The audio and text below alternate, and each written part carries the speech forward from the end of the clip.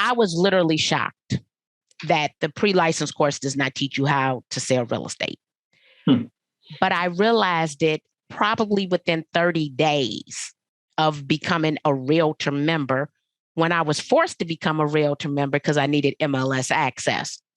And I realized at that moment, I didn't know nothing because one, I'm standing at an association that's asking me for $1,200 and they weren't even in the pre-license book, right? So the number one thing is entrepreneurship courses, because we're entrepreneurs as independent contractors. And no one really understands that they're an entrepreneur. And real estate is often the second, third, or the retirement job of most people. If it is the retirement job, that job did not teach you entrepreneurship. So I think that there's a program called the Network for Teaching, NIFTY, Network for Teaching Entrepreneurs. I think the name has changed, that my son went through in 8th grade.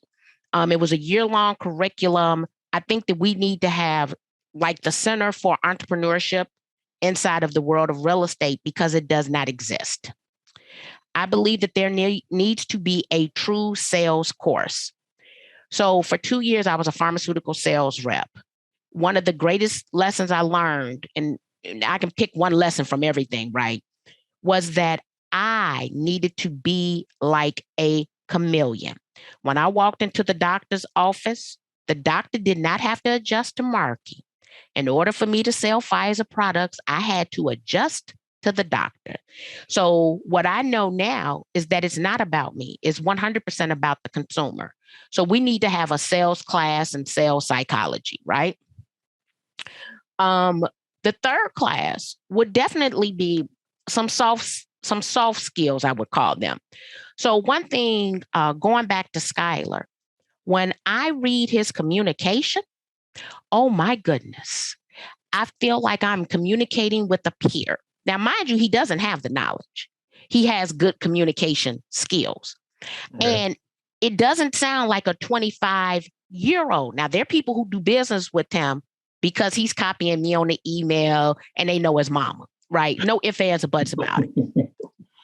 But everyone has told me, girl, you would never know he was 25 years old because of how he communicates. Now, mind you, sometimes I got to coach him because, your feelings get hurt. That's going to be my number 4th one. So those communication skills. The next one is going back to, and this is a simple skill.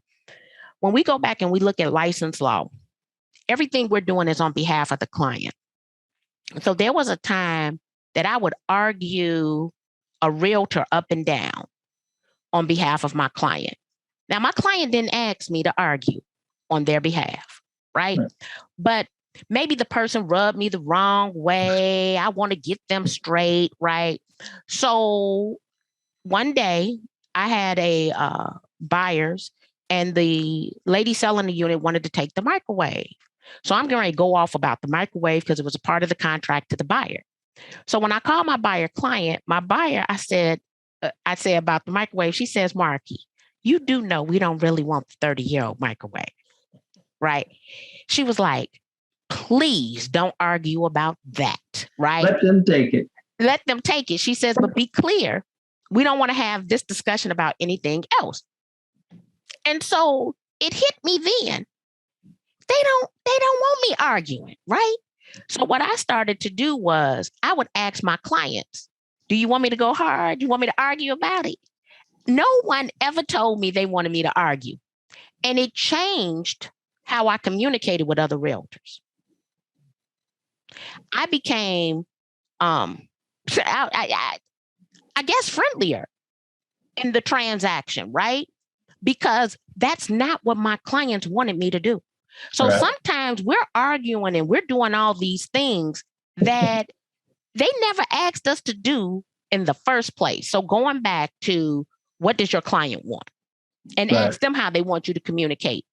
And I think that I have more respect in the industry from being less argumentative. Yeah, you catch more flies with honey. Exactly. And so the entrepreneurship, the sales, the soft skills or the communication skills, understanding who you work for, and then having a business plan.